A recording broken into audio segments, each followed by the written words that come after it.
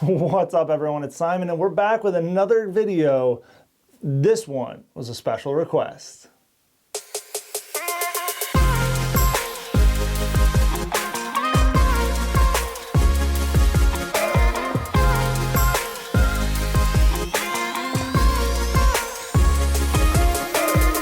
This video stems from a conversation I was having on the comments of my 16-25 and 24-50 review video, and that is, how does it compare to the 20 f1.8? And this is from Mr. Marzo. Thanks for coming in and asking some questions, and I decided I wanted to answer. He was asking me like my thoughts between the 16-25 and the 20 f1.8, and which one I would choose for most of the time, especially if like I could only own one.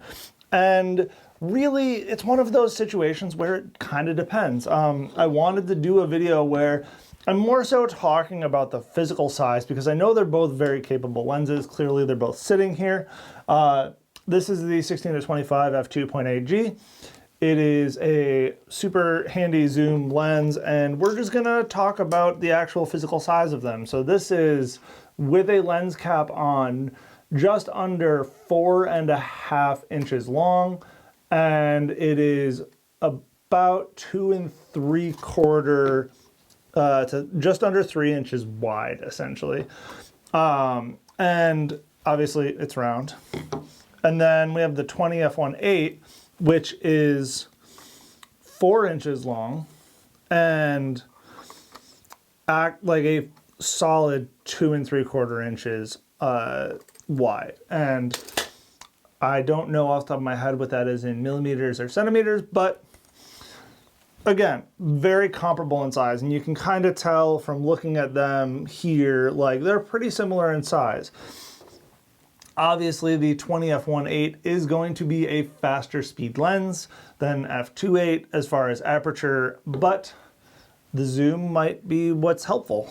Let's also look at weight. Oh, this is in grams. So we're gonna, so the 16-25 is 438 grams, which is just under a pound. It's 15.45 ounces. I am weighing these without lens hoods because I don't usually carry lens hoods.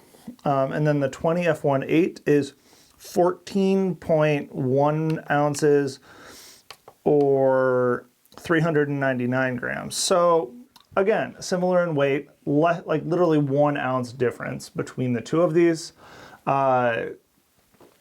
Both I have had success with.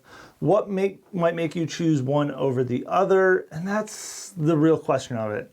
I have owned the 20 f1.8 for a while because I had the 24-70 and the 16-35 f2.8, and they are much bigger lenses than this one is. And that was part of why I bought it, was because it's so tiny that I wanted a smaller lens on the wider angle. If I wasn't able to carry the size and weight, I could still carry a wider angle lens. And also the fact that it's f1.8 is great for astrophotography. So if I were looking at these lenses and I wanted something that could really do astrophotography well, or night sky photography well, and is on the wider angle or wider end of things, definitely the 20 1.8G. And remember, this is just my personal opinion.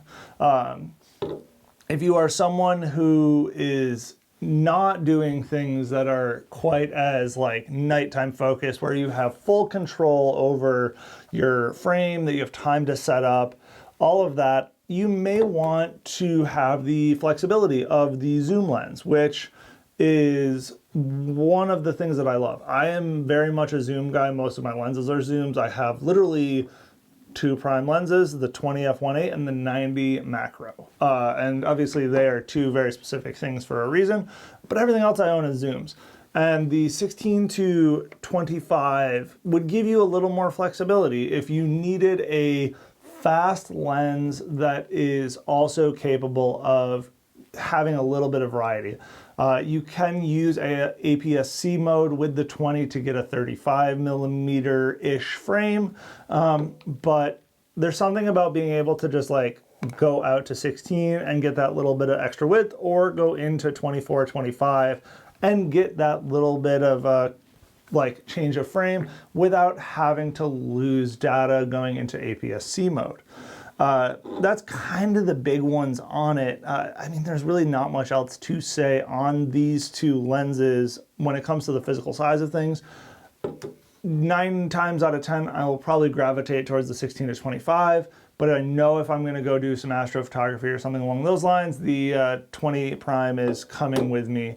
And before I had this, there was a lot of times that if I was only able to travel with a very compact kit, I would travel with the 24-105 f4 and then this as a second lens that's much smaller.